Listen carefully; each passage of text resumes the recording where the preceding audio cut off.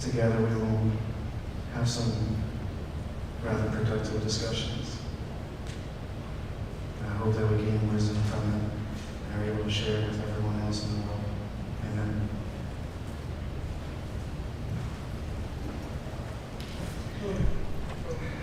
So the topic tonight is, I was trying to think, is there even a bigger question than the one that is the title of our session, which is, does God exist?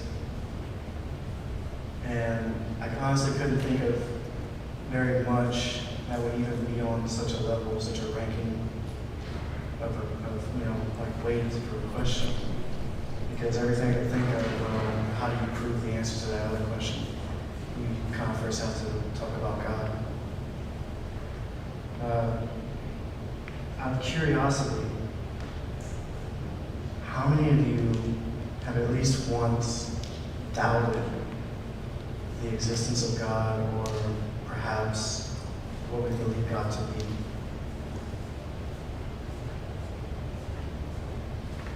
Almost all of you are raising your hand. I've done it myself. For a long time, I was just brought to church every Sunday. Mom's always making a fuss because we were late, even though church was 3 minutes away. And I would just go, I would sit, I would kneel, and I would sit again, I would stand up, I would walk, I'd come back, and I'd sit down. And then we could leave after my mom finished talking to all the people at the church. It was a rather long experience every Sunday or Saturday. But I didn't know what I was listening to. And some of the stories were kind of cool, but it didn't really make sense because I didn't know where they really came from. One of the biggest things that people try to do is they just want to logic out everything about proving God or not. So we come to a bit of a fork in the road, and that's between science and philosophy. So which is it? Well, science seeks to prove everything with logic and reason. It tries to show you some sort of factual truth of the reality as we perceive it. But can you honestly say that science will prove everything? For example, which of you can, by science, show me how to measure how good a person is? Can you tell me how much justice should be served or is being served? Can you tell me how to love somebody with your science? Whether it's an experiment or just a case study? I don't think so. Being a psychology major, this is one of the things that I actually thought a lot about during my studies. And I even asked some of my professors, how do you even begin to dream up experiments about trying to figure out what somebody thinks and feels if we can't truly measure it? One of the people we look to, and I'll try to sum this up because this is a much larger philosophical argument. And one of the people we look to is St. Thomas Aquinas, and he has 5 proofs to help explain why God exists. The first one is motion, or in other words, change. The second is for causation or causality. The third is contingency. The fourth is degree, comparison, if you will. And the last is design, or teleological. To sum it up, I'm just going to focus on mostly the first 3, a little bit of the fourth. So he doesn't seek, and to make this clear, he doesn't seek to prove to you that God, as we would say, like what God is, or who God is.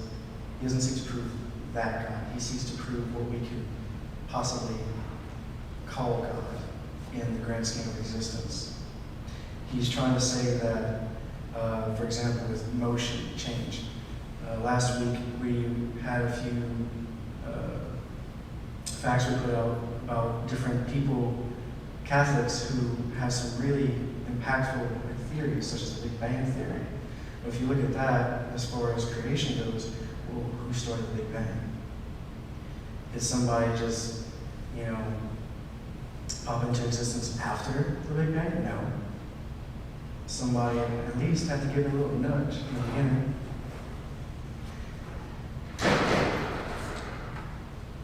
On change and motion, we build upon that everything relies upon the thing before it, contingency. So if God starts the Big Bang, and that in itself is literally a motion to help everything else become part of creation, then how do you explain where God came from? That's probably the next big question most people think of. Well, the idea is not, everything has something, a precursor to it, so because all you gotta do is just end up in a loop. More questions. The idea is that in the beginning, the Creator set everything in motion. And then from it, everything preceding after it was dependent on the thing before it. So, me, you, your mom and dad, you're dependent on them for your life right now. That's why you're here in the world. Same thing with trees and animals. Everything came from something else before it. A seed, an egg, or a baby.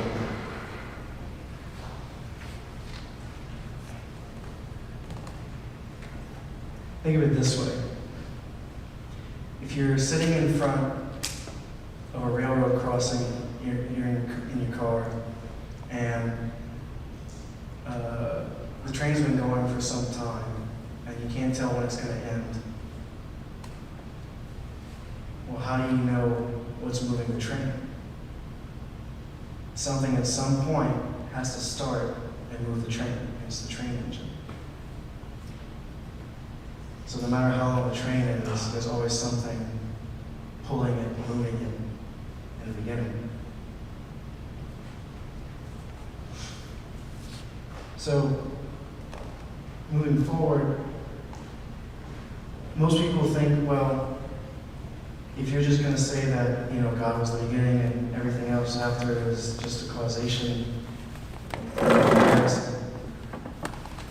how do you explain why we feel a certain way towards someone else?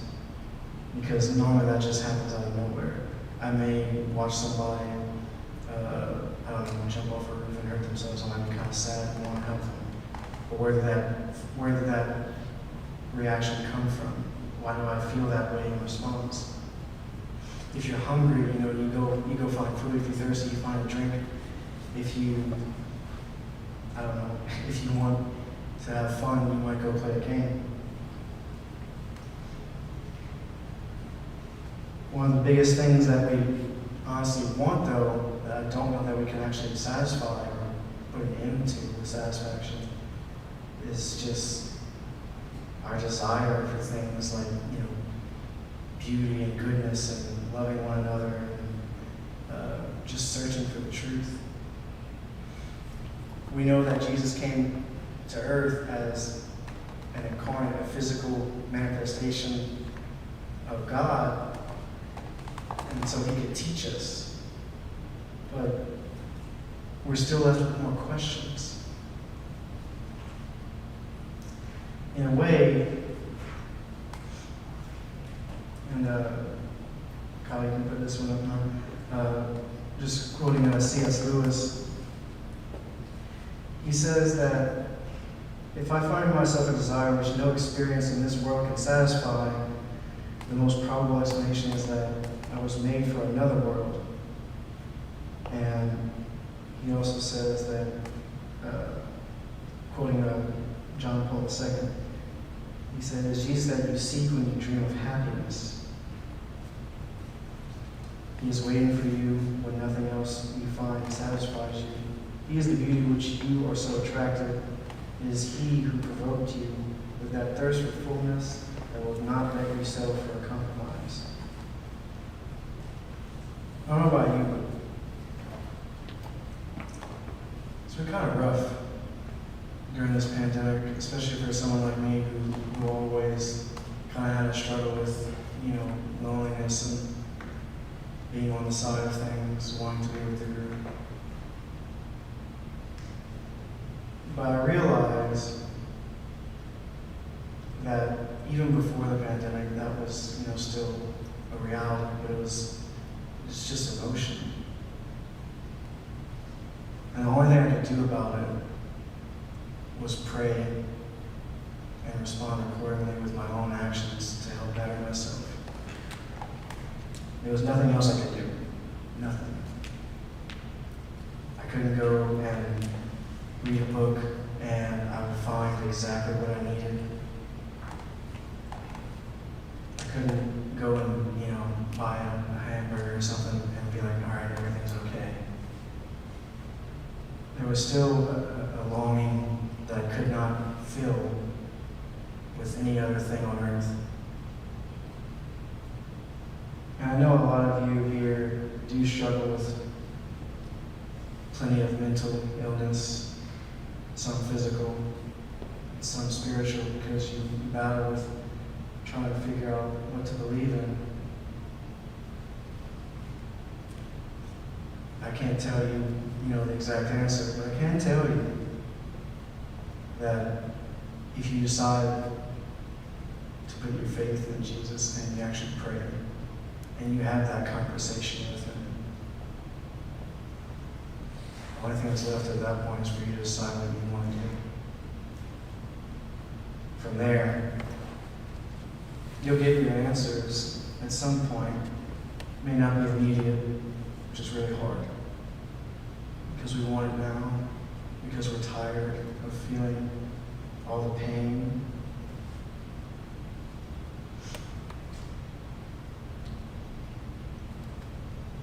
But even Scripture, even the church has some answers to that. For example, if you're looking for the truth, everybody says, go to Jesus. Look to the church. The Catechism even says, for example, that God, the first principle and last end of all things, can be known with certainty from the created world by the natural light of human reason.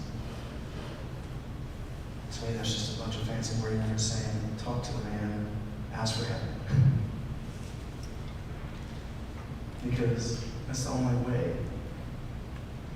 We are meant to experience the journey of our lives without being guided through every little thing.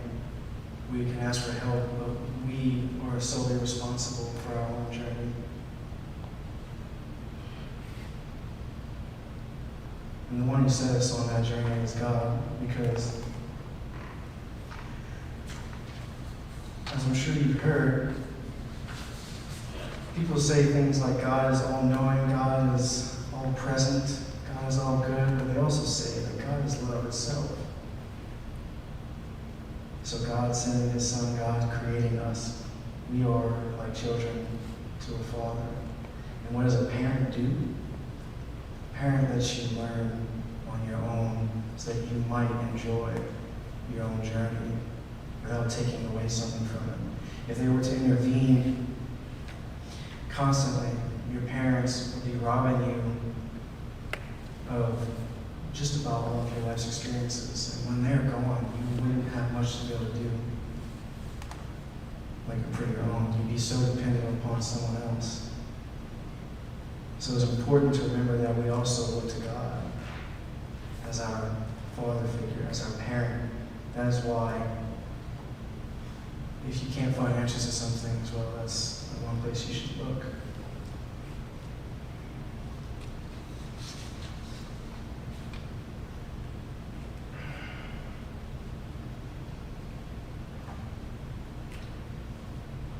How many of you have ever listened to a friend at school, perhaps, who said that God doesn't exist, and here's why, and immediately you thought maybe they were right? Can you just raise your hand if you feel brave enough? Besides me, because I know on college campuses, I heard it way too often. I often find that when people say God doesn't exist, it's because they don't want to take the time to get to know Him. They don't want to take the time to put work into figuring out truth. They just want it immediately. They go with what someone else said and they go about their way, and they don't even question if what they just heard is the truth. Some people will say that God doesn't exist because, how could He let this happen? How could He let tragedy strike? How could people die for seemingly no reason? Well, in the beginning, if the Creator makes everything and everything is contingent upon Him afterwards for its own existence, then we're also indebted to Him to make sure that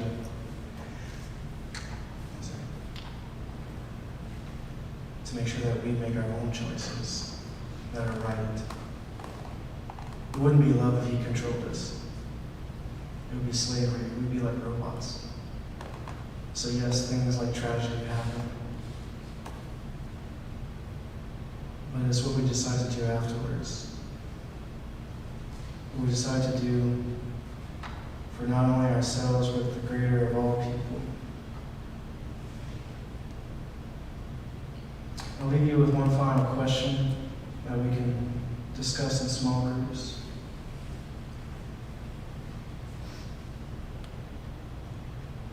What person makes you not believe in God, if anything? And if you can identify that,